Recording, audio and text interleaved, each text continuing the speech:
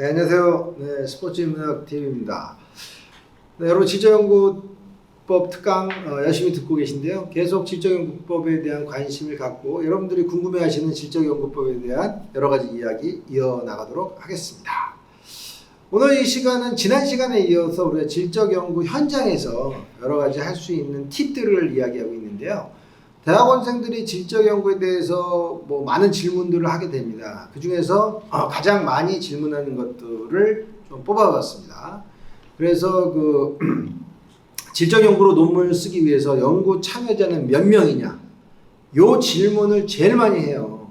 근데 여기 나왔듯이 사이드만 같은 학자들은 내 연구에 참여 인원이 조직을 대표할 수 있는지 여러분들 요거 반드시 메모해놔야 돼요.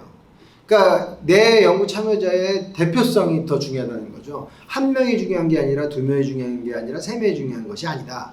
그 다음에 더 중요한 것은 뭐냐면 바로 이 연구 참여자가 제공하는 정보의 충족성이라는 거예요. 이들이 연구를 충분히 제공하는 정도가 되면은 거기서 끝마쳐도 돼요. 그러니까 다시 말해가지고 3명, 4명보다 더 중요한 것은 이들을 여러 번 인터뷰를 해서 데이터를 갖고 이들이 갖고 있는 수많은 문서 자료를 충분히 갖고서 이게 연구 자료로서 가능했을 때 우리는 이제 이 정도면 됐다라고 얘기하는 것이죠. 그래서 여러분들 지금 요 이야기 두 가지는 상당히 질적 연구할 때 중요한 개념으로 알고 계셔야 합니다. 네. 그 다음에 지금 여기 보시는 이 슬라이드는 이 패턴의 책에 나왔던 거고, 여러 책들에서 많이 나오는 그러한 관점입니다. 그래서 질적 연구자가 최소 몇 명이 필요할 것인가. 그럼 여러분들 여기 보면 여기 우리가 이렇게 쭉 몇 개 있는데요. 질적 연구에서의 최소 연구자의 수로 6명 이상이면 좋다라고. 그러니까 사실 6명이라는 것도 좀 답이 애매한데 이런 얘기 나온 건 뭐냐면 많은 사람들이 질문을 해요. 몇 명이면 좋겠습니다. 그러니까 한 명이도 된다고 그러죠, 저는. 그런데 이렇게 질문할 때 기준점이 되는 게 바로 6명이다. 몇몇 학회지에서는 1명, 2명, 3명이다. 이렇기 때문에 계제 불가를 때리기도 해요. 그런데 중요한 것은 바로 질적 연구는 기본적으로 이렇게 6명 이상이면 근거 자료는 된다. 근데 더 중요한 건 뭐라고 그랬죠? 명수에 집착하지 마라. 명수보다 더 중요한 것은 자료의 충족성 또는 적절성이다 라는 것입니다. 객관적인 명수의 제한을 가질 필요가 없고요. 한 명의 생애사로 얼마나 좋은 연구들이 많이 됩니까? 여러분들의 중요한 것은 주제, 질문이 중요합니다. 질적 연구를 잘하기 위해서 질문을 갖고 있으면 그걸로 끝이에요.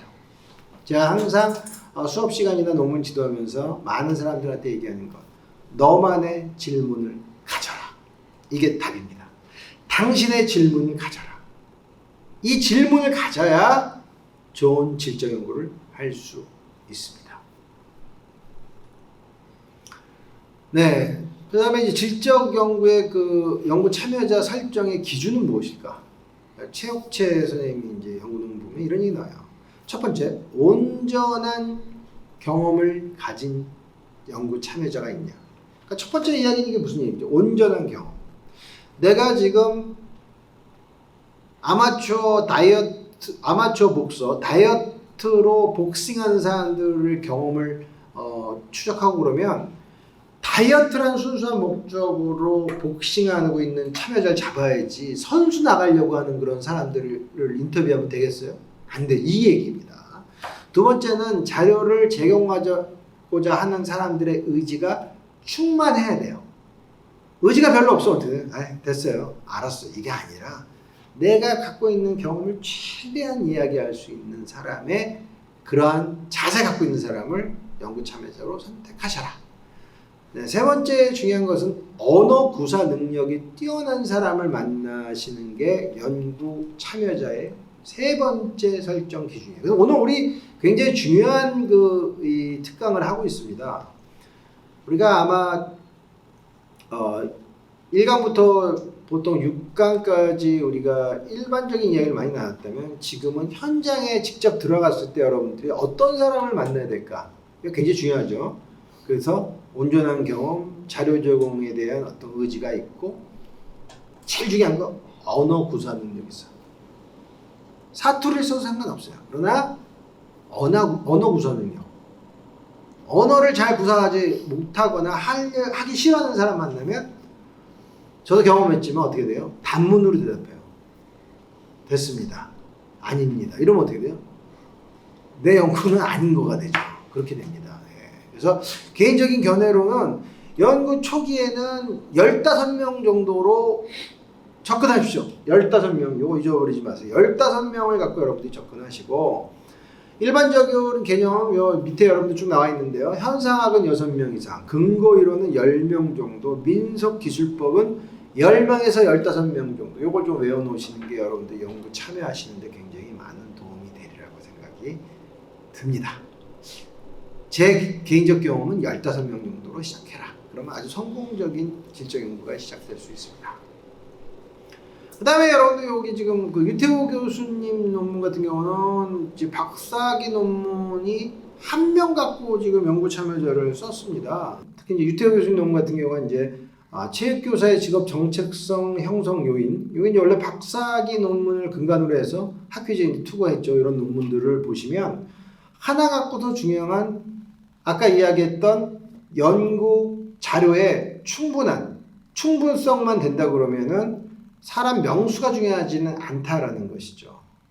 그래서 어떻게 본다면 바로 이와 같이 40대 초반의 체육교사 1명을 대상으로 해서 그가 살아온 여러 가지 체육교사로서의 삶, 직업에 대한 이슈들, 그걸 통해서 직업 정체성을 알아보기 위해서 역사적인 맥락, 그 다음에 그가 체육대학을 다니면서 경험했던 수많은 스토리, 체육교사로서의 초기 체육교사로서, 그 전에 예비교사로서, 그 다음에 어떤 그 중진의 교사로서 넘어가는 그런 과정 속에서 겪는 다양한 이야기들, 학생들을 가르치는 이야기, 행정에 대한 이야기, 그 다음에 자기 어떤 철학과 체육교육과의 어떤 그런 마찰, 갈등, 관점, 이런 것들에 대한 이야기가 충분히 녹아내릴 수 있으면 분량이 별로 중요하지 않다라는 것이죠. 네, 제가 개인적으로 좀 뭐 하고 싶어하는 생애사 그 연구 소재는 좀 특이하신 분인데요. 뭐 이런 분들, 우리 계명대 사학과의 강판권 교수님, 요 분에 대한 이야기는 제가 이제 광고인 박웅현 선생님 책에 보니까 이 강판권 교수님에 대한 소개를 해서 정말 재밌으시더라고요. 나무에 대한 책만 한 10여 권 쓰셨다고 하는데 원래는 이제 사학과 교수님이시죠. 이분이 원래 계명대 사학과를 졸업하시고 좀 취업이 안 돼서 대학원에 입학을 하셨다고 해요. 박사과정 진학이 좀 순탄치 않아서 4년 만에 경북대 사학과 대학원에 입학을 하셨다고 해요. 그러니까 박사 입학하는 데만 무려 4년 걸렸고 6년 6개월이 소요돼서 박사학위를 또 받게 되고 시간 강사 수입으로 생활이 너무 안 돼서 빚이 늘어나고 힘드셨다고 하는데 아내와 두 아이를 볼 낯이 없어서 자주 803 성전암에 올라가셨다고 합니다. 그래서 그때부터 앉아서 이제 나무를 보기 시작하셨다는데 이 나무를 보는 눈이 트이셔서 그걸 조금 나무에 대한 글을 쓰게 됐고 이분이 그 지금 재직하고 계신 계명대 캠퍼스의 나무 수를 다 세는데 1년을 또 소비했다고 합니다. 나무 연구로 본인이 유명해지셨고 이것으로 인해서 결국 또 모교 교수로도 유명이 되시고 하는 일마다 어긋나고 힘들 때 이분은 그 돌파구로 선택한 그 일, 나무 공부에서 자기네 삶을 발견하게 되는 거죠. 좀 재밌으시죠? 바로 이러한 이런 특별한 케이스가 있는 분 같은 경우는 한 명의 연구로도 충분히 생애사, 라이프 히스토리 연구가 가능하다라고 말씀을 드릴 수가 있고요. 여러분들도 바로 이러한 특별한 케이스에 대해서는 질적 연구 한 명 갖고도 가능할 수 있다는 것입니다. 그러면 여러분들이 자꾸 궁금해하시는 몇 명이면 돼요? 이거에 대한 해답은 바로 이런 특별 사례 같은 경우는 명수가 중요하지 않다로 답이 될 것 같습니다. 네, 그 다음은 그 라포 형성 전략이라는 부분입니다. 여러분들 라포라는 이야기 많이 듣고 우리 그 특강에서 자주 나오는 용어인데요. 라포라는 것은 심리적인 친숙함 또는 친밀감을 말합니다. 라포 형성 전략이라는 것. 여러분들이 오늘 요 특강에서 요 부분을 굉장히 많이 적어 놓으셔야 되는 게, 이 라포 형성이라는 것은 그 긴밀한 관계를 어떻게 구축하느냐라는 것이거든요. 그래서 누구와 누구요? 연구 참여자와 연구자와의 긴밀한 관계입니다. 라포가 형성되면 연구자는 무엇인가를 잘 들을 수가 있게 됩니다. 첫 번째. 질적 연구의 핵심은 뭐예요? 잘 들어야 된다는 것이죠. 굿 리스너가 돼야 된다. 두 번째는 연구 참여자의 내면의 소리를 들어야 된다. 다시 한번 말씀드립니다. 내면의 소리를 들어라. 그가 얘기하는 진정한 이야기를 들으라는 것이죠. 세 번째는 연구자는 면담을 적절하게 운영해 나가는 자기만의 노하우가 반드시 있어야 합니다. 좋은 질적 연구자는요, 반드시 자기만의 그 철저하게 나아갈 수 있는 그러한 노하우를 갖고 있어야 합니다.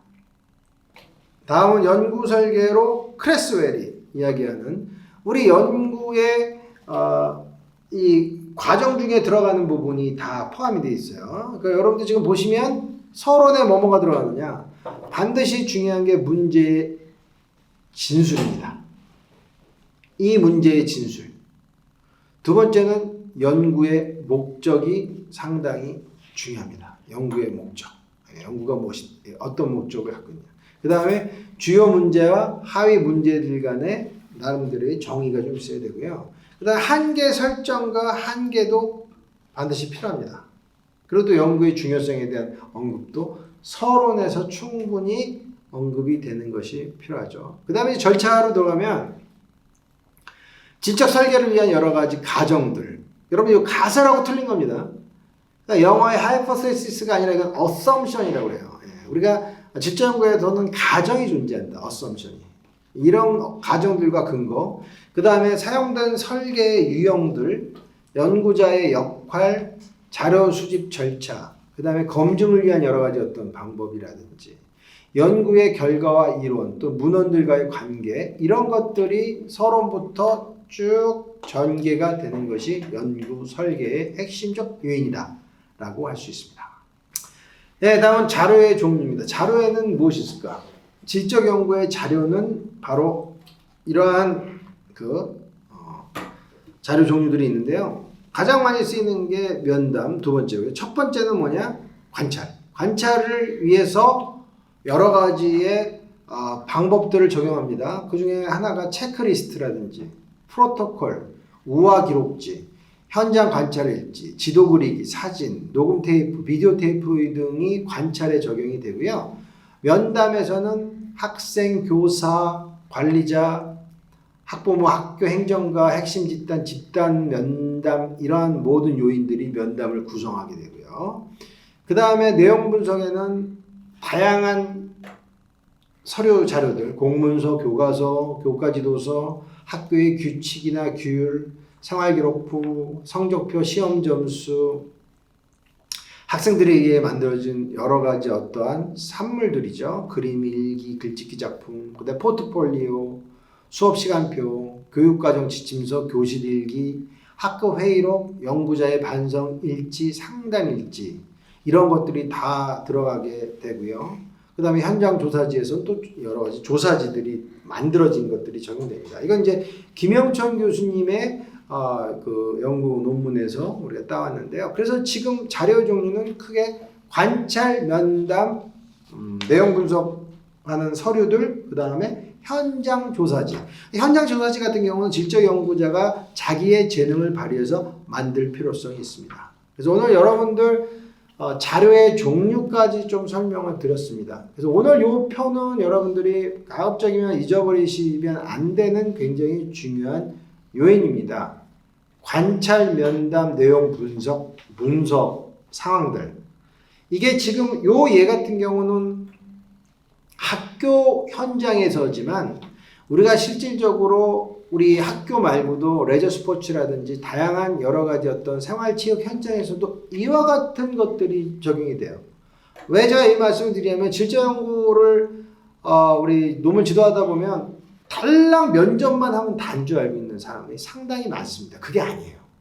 질적 연구는 철저하게 관찰, 면담, 그 다음에 이런 내용 분석에 대한 수많은 문서들. 예를 들어 내가 생활체육 동호회를 간다 그러면 그 동호회의 지침, 정관, 규율, 그 다음에 처벌 이런 것들도 있을 수 있잖아요. 이런 것들에 대한 공문서까지도 철저하게 분석할 필요가 있고 이걸 통해서 면담지를 재구성하는 것도 질적 연구자의 중요한 능력이다라고 할 수 있습니다. 그 다음에 현장에서 필요한 이런 조사지도 여러분들이 직접 만드셔서 이 슬라이드 여러분들이 주목해서 보실 필요가 있다고 생각이 듭니다. 네, 오늘은 여러분들 질적 연구에서 연구 참여자가 몇 명이라는 그러한 몇 명이 좋을까라는 이야기에서부터 자료의 종류들, 자료 종류의 세부적인 사항들에 대해서 여러분들께 설명드렸습니다. 네, 이상으로 마치도록 하겠습니다. 네, 고맙습니다.